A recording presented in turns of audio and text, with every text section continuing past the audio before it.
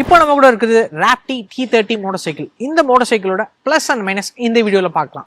EV காரில் வர்ற high voltage architecture பயன்படுத்துகிற ஈவி பைக்னா கண்டிப்பாக இந்த மோட்டார் சைக்கிள் தான். ஸோ இந்த மோட்டார் சைக்கிளில் 240 வோல்ட் ஹை வோல்டேஜ் ஆர்கிடெக்சர் வந்து பயன்படுத்தியிருக்காங்க. இதனால் பர்ஃபார்மன்ஸு, ரேஞ்சு, ஆக்சலரேஷன் எல்லாமே நமக்கு ரொம்ப எக்ஸ்ப்ளோசிவாக இருக்கும். அதே மாதிரி சார்ஜிங் ஸ்பீடு ரொம்ப டபுள் குவிக்கில் வந்து ஈஸியாக சார்ஜ் ஆகிடும். இந்த மோட்டார் சைக்கிளில் 5.4 kWh பேட்டரி வந்து கொடுத்துருக்காங்க. ரியல் வேர்ல்ட் ரேஞ்ச் 150 km வந்து இருக்குது. மோட்டர் பவர் பார்த்தோம்னா 30 PS பவரும் 70 Nm ஆஃப் டார்க் வந்து ப்ரொடியூஸ் பண்ணுது. 0 to 100 km/h 8 செகண்ட்ஸ்லையும் 0 to 60 km/h 3.5 செகண்ட்ஸ்லையும் பண்ணுது. இப்போ வர இவி பைக்ஸ், இவி ஸ்கூட்டர்ஸ் எல்லாமே ஹோம் சார்ஜிங் மட்டும் தான் பண்ண முடியுது.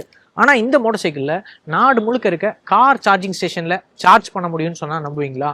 ஆமாம், இதில் வந்து இவி கார்ஸில் வர மாதிரி CCS2 ஸ்டாண்டர்ட் படியான சார்ஜிங் போட்டிருக்கு. இதனால நாடு முழுக்க இருக்க 25,000 கார் சார்ஜிங் ஸ்டேஷன்ல இந்த மோட்டார் சைக்கிளை சார்ஜ் பண்ணிக்க முடியும். இதே வந்து DC ஃபாஸ்ட் சார்ஜிங் பண்ணோம்னா 0 to 80% 36 மினிட்ஸ்லையும், இதே ஹோம் சார்ஜிங்ல 0 to 80% 1 hourலையும் இந்த மோட்டார் சைக்கிளை சார்ஜ் பண்ணிக்க முடியும். இந்த மோட்டார் சைக்கிளோட ஃபர்ஸ்ட் மைனஸ் பாயிண்ட் என்னன்னா இதோட சீட் அண்ட் சீட்டிங் ட்ரையாங்கிள் சொல்லுவேன். ஸோ சீட்டிங் ட்ரையாங்கிள் பொறுத்த வரைக்கும் ஒரு நேக்கட் ஸ்போர்ட்ஸ் பைக்கில் உட்காந்துருக்க ஸ்டைலில் வந்து இருக்கு. ஃப்ரண்ட் லீனிங், ஃபுட் பேக் வந்து ரியர் செட்டில் வந்து கொடுத்துருக்காங்க. இதனாலேயே வந்து இது ரொம்ப லாங் டிஸ்டன்ஸ் டிரைவிங்க்கு கம்ஃபர்டபுளாக இல்லைன்னு சொல்லுவேன். ஃப்ரண்ட்டில் USD4 இருக்கும், ரியரில் மோனோசாக் சஸ்பென்ஷன் கொடுத்துருக்காங்க. ஸோ சஸ்பென்ஷன் ரொம்ப ஃபர்மாக இருக்குது. டம்னு அடிக்குது நம்ம ஊர் ரோட் கண்டிஷனுக்கு. அதனால் இவங்க சஸ்பென்ஷனில் இன்னுமே ஒர்க் பண்ணி ஆகணும். கிரவுண்ட் கிளியரன்ஸ் வெறும் 161 mm தான் இருக்குது. அதனால் இன்னும் ஒரு 10 mm அதிகமாக இருந்தால் 2 பேர் உட்காந்துருக்கும் போது இன்னுமே பெட்டராக இருக்கும் நம்ம ஊர் ரோட் கண்டிஷனுக்கு.